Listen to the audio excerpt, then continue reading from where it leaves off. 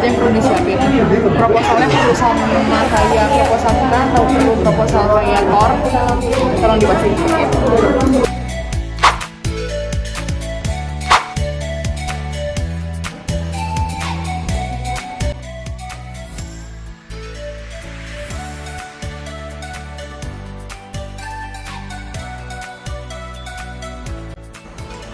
Sejak awal tahun 2020, pandemi COVID telah merajalela di negara Indonesia.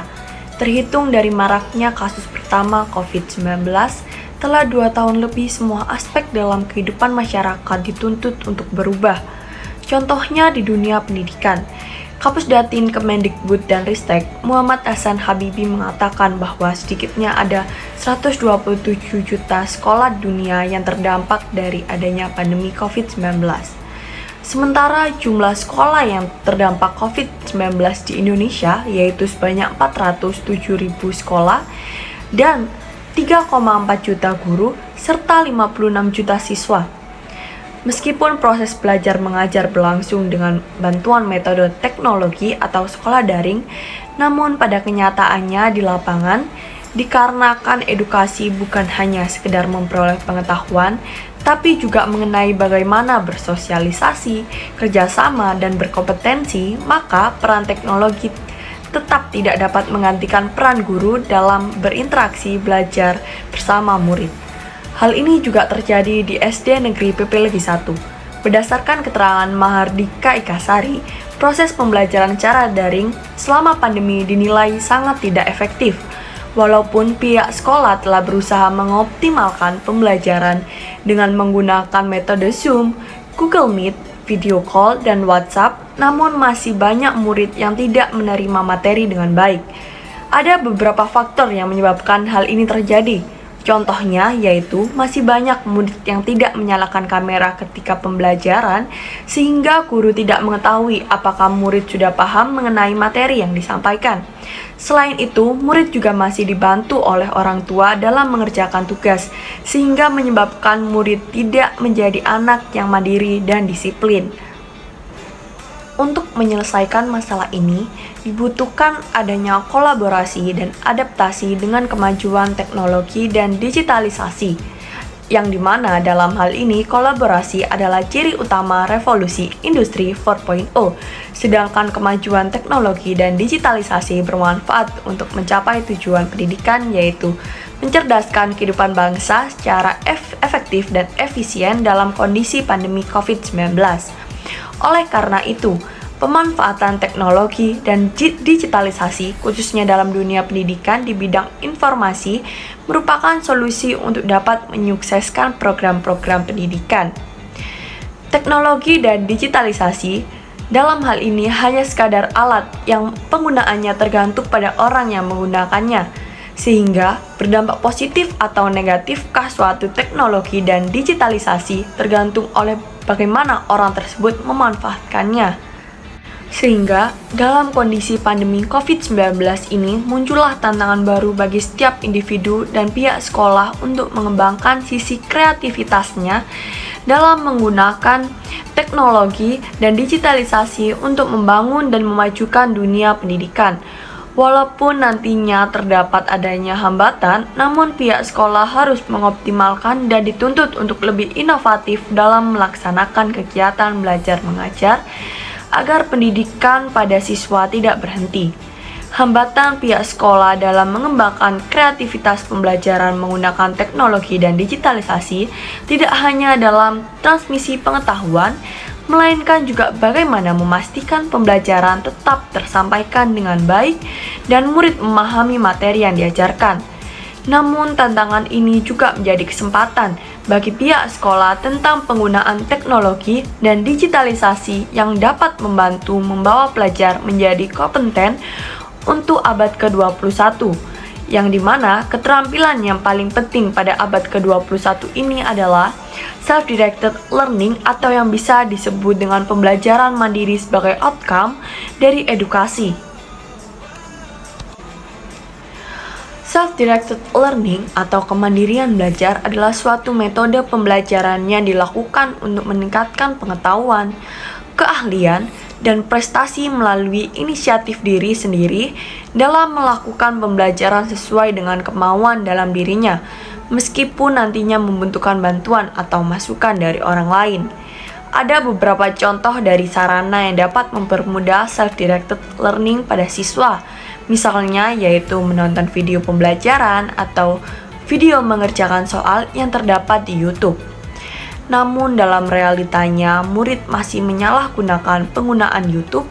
Masih banyak sekali murid yang menggunakan YouTube hanya untuk bersenang-senang, bermain, dan mencari hiburan. Dalam hal ini, kebanyakan murid tidak mengenal waktu, sehingga dapat mengesampingkan kewajibannya, yaitu belajar.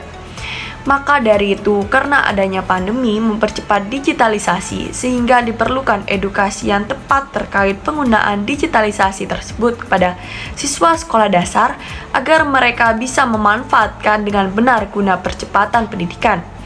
Hal ini juga dapat mendorong orang tua meningkatkan perannya mendampingi putra-putrinya belajar selama daring, atau secara optimalisasi cara belajar selama pandemi melalui media sosial, media cetak, dan media elektronik seperti reportase, dialog interaktif, dan diskusi terfokus.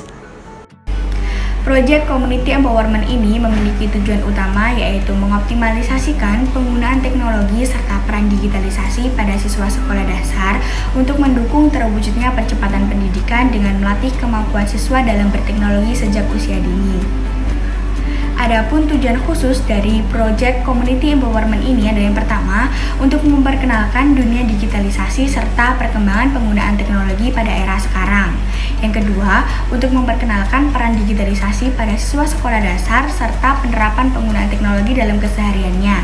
Yang ketiga, untuk menambah wawasan, juga melatih kemampuan siswa dalam berteknologi dan memanfaatkan digitalisasi guna menunjang kegiatan pendidikan mereka. Dan yang keempat, memberikan cara atau langkah-langkah bagaimana sih agar kita cerdas dalam berteknologi. Kali ini saya akan menjelaskan mengenai gambaran kondisi masyarakat umum SDN Pepologi 1 berdasarkan aspek fisik. Seperti yang telah kita dapatkan data dari kemendikbud.go.id, sekolah dasar ini sudah memiliki kesiapan belajar yang cukup baik, dilengkapi dengan beberapa sarana dan juga prasarana bagi siswa-siswanya. Listrik pun juga sudah memadai, hanya saja akses internet yang kurang terjangkau. Saat ini, sekolah dasar ini memiliki total 18 guru, 198 siswa laki-laki, dan juga 182 siswa perempuan. Dan juga ada beberapa rombongan belajar. Di masa pandemi COVID-19 ini, sekolah tersebut juga sudah menerapkan protokol kesehatan yang cukup baik seperti alat untuk mengecek suhu tubuh, sarana cuci tangan pakai sabun dengan air mengalir, dan juga cairan pembersih tangan atau yang biasa kita sebut dengan hand sanitizer, serta juga toilet yang bersih. Gambaran umum siswa-siswi di SDN Pepologi 1 berdasarkan aspek sosialnya yaitu di mana pembelajaran selama pandemi diselenggarakan secara daring atau online. Berdasarkan wawancara kami dengan salah satu guru di SDN Pepologi tersebut, ternyata pembelajaran daring ini dinilai tidak efektif.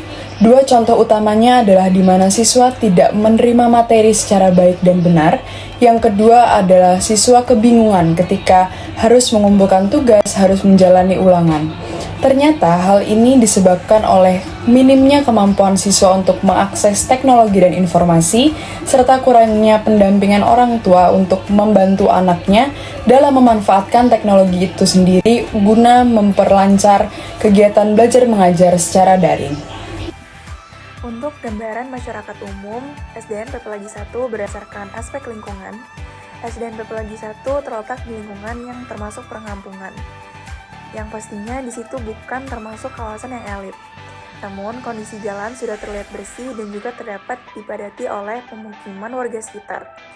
Meskipun SDN Pepologi 1 tidak berada di pusat kota, lingkungan sekitar SD tersebut dapat dikatakan cukup bersih dan juga aman untuk kegiatan siswa sekolah dasar. Saya Muntias Rahman dengan NIM 15211061397 akan menjelaskan mengenai metode pelaksanaan proyek. Yang pertama, model pendekatan.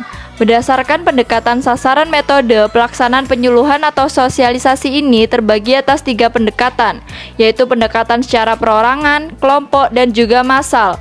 Dalam hal ini, kelompok kami ingin mengedukasi siswa SD Negeri PPLG 1 dengan menggunakan model pendekatan penyuluhan kelompok pada siswa di salah satu kelas antara kelas 4 sampai kelas 6.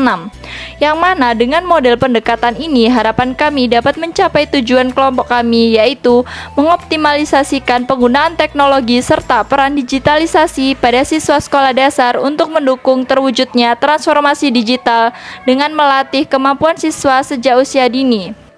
Untuk yang kedua, sasaran. Sasaran pada kegiatan penyuluhan ini adalah sasaran primer, yaitu sasaran yang mempunyai masalah yang diharapkan dapat berperilaku seperti yang diharapkan dan juga memperoleh manfaat yang paling besar dari perubahan perilaku tersebut. Adapun sasaran pada kegiatan penyuluhan ini yaitu diantaranya yang pertama kelas 4 sampai 6, yang kedua menggunakan gadget, yang ketiga memiliki keterbatasan dalam berteknologi, yang keempat merupakan siswa SD Negeri PPLG 1. Lokasi kegiatan. Kegiatan penyuluhan ini dilakukan di SD Negeri PPLG 1, yang mana perkiraan kami pelaksanaan kegiatan ini akan dilakukan pada tanggal 16 sampai 20 Mei 2022. Alasan kami memilih lokasi tersebut yaitu karena SDN PPLG 1 ini jauh dari pusat kota Surabaya dan juga dapat dilihat dari fenomena masa kini banyak sekali anak-anak di bawah usia kurang teredukasi dengan baik mengenai penggunaan teknologi dan dunia digital. Selanjutnya, strategi atau metode kegiatan. Dalam pelaksanaan kegiatan community empowerment yang akan kelompok kami lakukan, kami telah menyusun metode pelaksanaan selama proses sosialisasi berlangsung. Pada awal sosialisasi, kami akan mengumpulkan orang yang hendak kami sosialisasi atau anak SDN PPLG 1 di suatu tempat, lalu menjelaskan secara umum tentang digitalisasi. Selama sosialisasi berlangsung, kami akan melakukan komunikasi timbal balik seperti memberikan pertanyaan untuk mengetahui apakah materi yang kami berikan dapat dimengerti atau tidak oleh mereka. Dalam kegiatan ini, kami akan menggunakan metode Training of Trainer atau TOT, di mana kami akan memberikan materi terlebih dahulu, lalu dilanjut dengan praktek langsung tentang bagaimana cara berteknologi yang benar. Ketika kegiatan praktik berlangsung, kami akan membentuk beberapa kelompok agar memudahkan mereka dengan apa yang hendak kami sampaikan. Dalam kegiatan praktik tersebut, kami akan bentuk 3 hingga 4 kelompok yang nantinya akan dibimbing oleh 2 orang dari kelompok kami pada masing-masing kelompok praktik tersebut. Hal ini diharapkan dapat membuat mereka paham dengan materi yang telah kami sampaikan. Tidak hanya itu, di akhir kegiatan nanti kami akan mengadakan mini game tentang materi yang telah kami sampaikan dan memberikan hadiah bagi yang berhasil menjawab kuis tersebut. Kegiatan mini game ini sebagai bentuk kegiatan terakhir kami dalam sosialisasi sekaligus menjadi dasar kami untuk mengevaluasi kegiatan ini. Sebagai penutup, kemungkinan kami akan memberikan jargon kelompok kami sebagai bentuk selesainya acara sosialisasi yang telah kami lakukan.